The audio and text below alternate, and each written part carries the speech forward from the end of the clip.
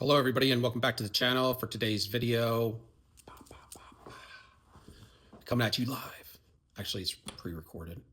But anyway, let's talk about the narcissist today. So let's jump in.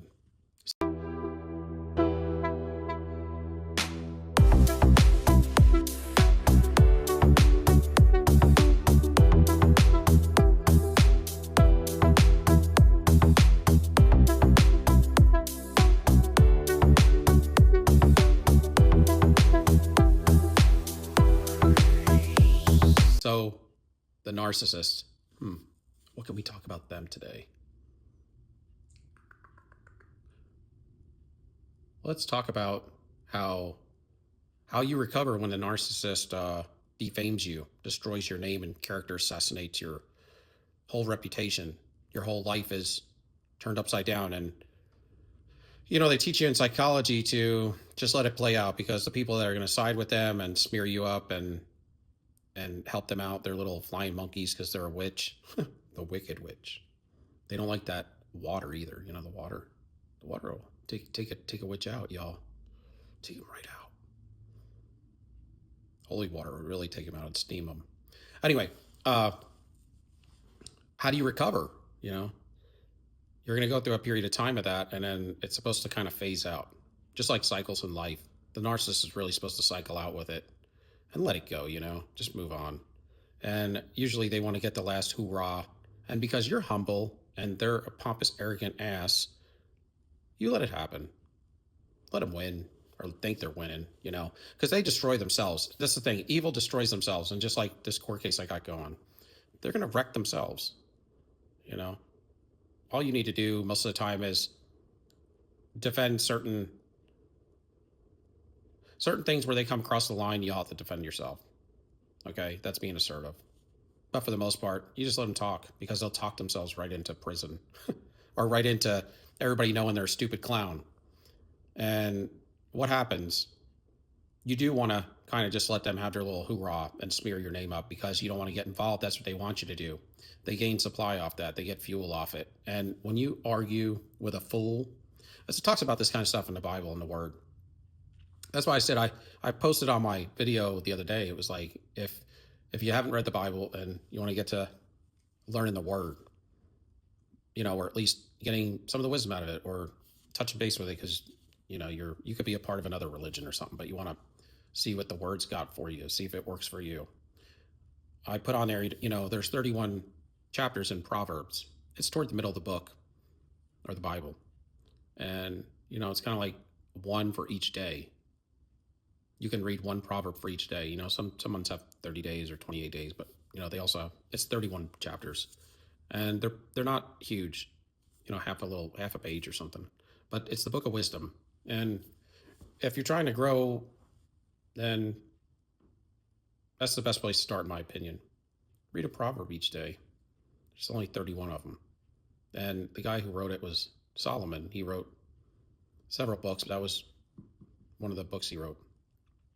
He wrote Ecclesiastes and the Song of Solomon as well, and they're really good. He was the wisest man that walked the earth outside of Christ.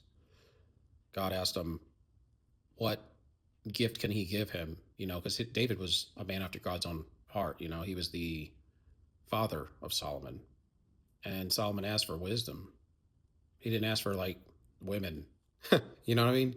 Although he had 1,000 women, so what was it? 300 wives and 700 concubine wives. That's crazy, right? And that's what got him in trouble. I mean, that's kind of common sense, right? But he started out very wise, and he was like a man after God's own heart. People would come to him from other countries, like, was it Queen Sheba or somebody? I think that's who it was. Or I think it was Queen Sheba. She came to him all the way from, like, Egypt or something, and I think they might have did it, y'all.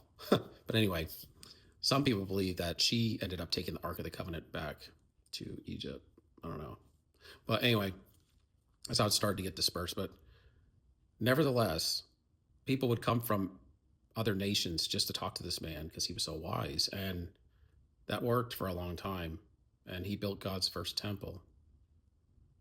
He was amazing. But he talked about how the more knowledge and the more wisdom you have, the more despair you'll have as well, because you'll find that everything is futile. And that's what he talked a lot about, things being futile. And that's something I want to remind you of today, because it's futile here on earth. And futile means it doesn't it doesn't yield anything, even if it yields something.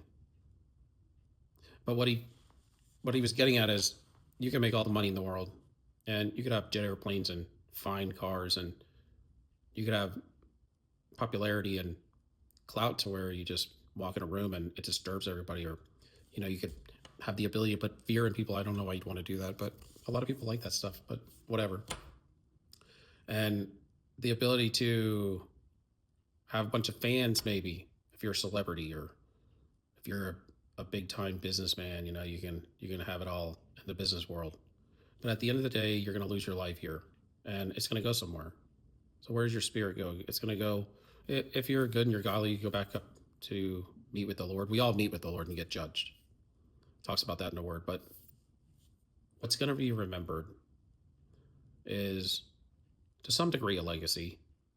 But it's not supposed to be a legacy of statues and libraries like they do for these presidents and things. And that's fine. That's cool. But, or you bought a wing of a hospital, so you got your name on it.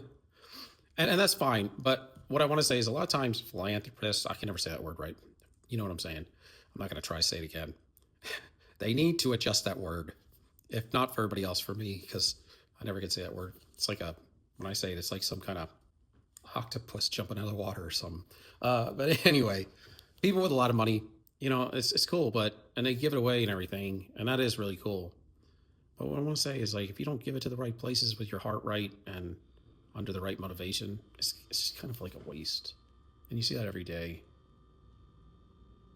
I think if you're one of those, I'm not going to say I'm not going to say it again, but focus on giving to an organization or a group of people that are actually out there. Like, they're out there in the bush, man. That's where I think you get the most work done, like in the wilderness or in the bush, man, in the middle of the dang jungle. And I don't know why, but just to be out there takes guts. And it brings you back to you being able to earth, earthing. Earthing's a big deal, man. Take your shoes and socks off and go outside. That's earthing. Get in the sand of the shores of the beaches. It will relax you. I have an earthing mat where you plug it into the ground on the house in your plug, because your plug goes to a big, like, 12-foot copper ground that they hammer into the ground. And that's where all the ground outlets go to. So it's earth. It's grounded out in earth, even if it goes through wires. But it's kind of like a GMO version.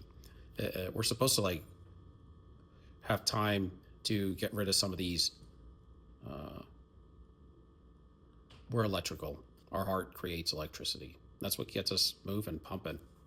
We don't know what originally first sparks it, but you are dealing with something that's pumping, and it's pumping because it creates, it's electric to some degree.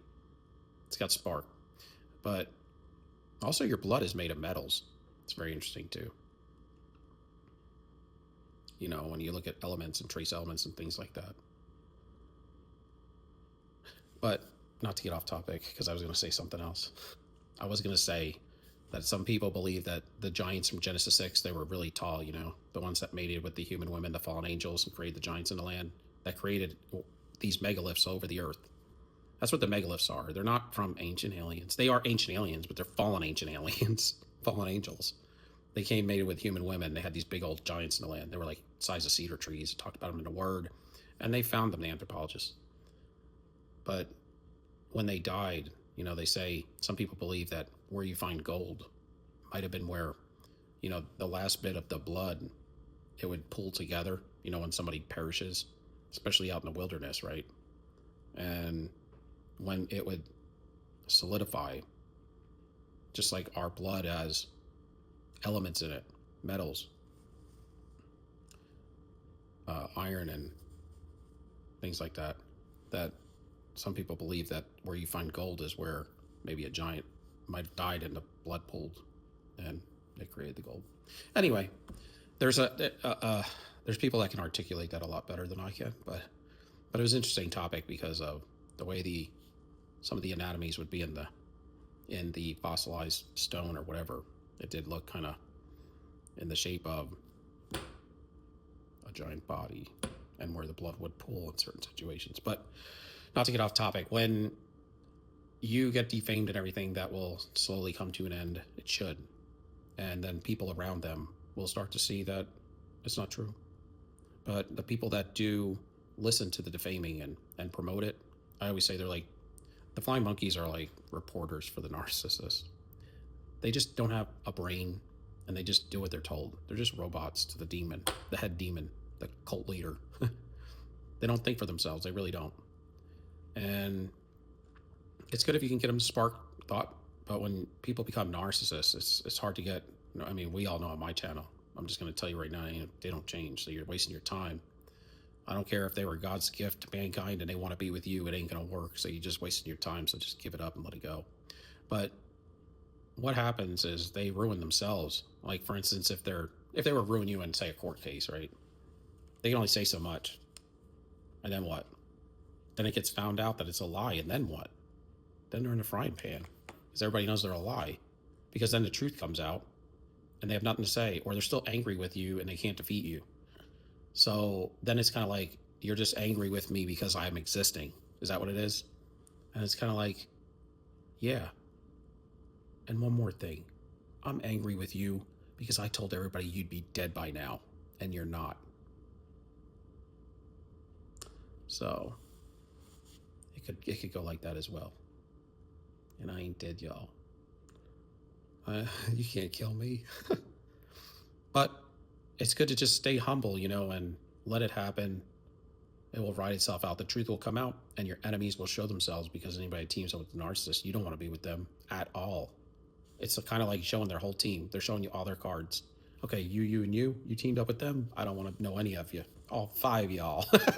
So just keep it moving, and you'll elevate. And then they get mad because you elevate past them. And people that are pompous, arrogant, and forward, they always think that they're some sort of God's gift, and they're not. And it's like fortunate and unfortunate, but it's like fortunate for you, you get to prove it to them. But the unfortunate thing is you got to deal with them damn smear campaigns. It's just annoying, but whatever. After a while, nobody listens to these fools.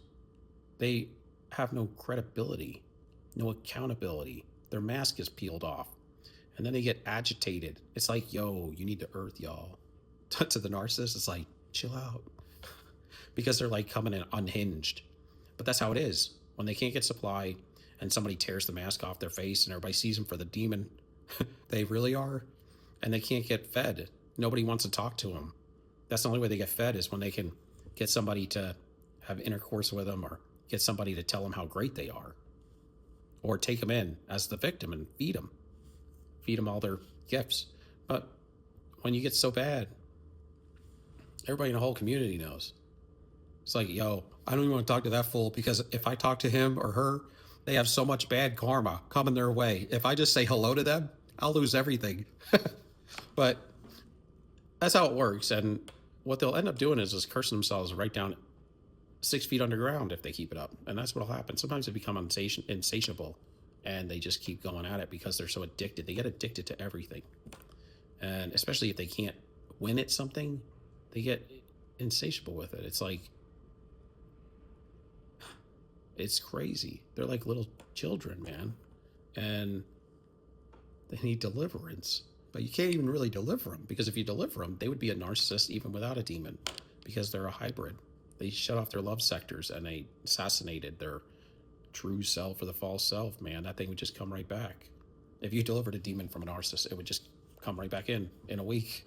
And until it did, they would still act like a demon-possessed human GMO avatar looking clone replica of whatever we are, the true humanity, us, like the real flesh, y'all. They probably made of plastic or something.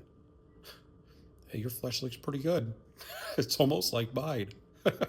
Anyway, have a good day, y'all. Peace. Love y'all. Next time, Soulja. Peace be out.